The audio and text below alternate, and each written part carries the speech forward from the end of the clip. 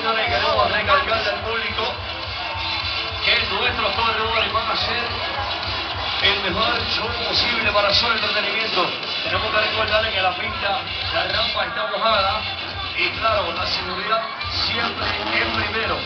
Así que ellos van a hacer el mejor show posible, siempre y cuando sea tomando las medidas de seguridad correspondientes para que no cause ninguna lesión o ninguna situación. No obstante, tenemos ambulancias que están ready.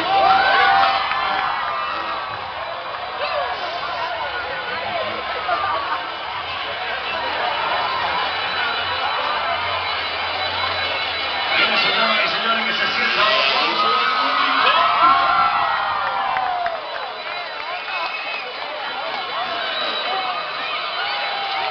Esto es el freestyle, entonces.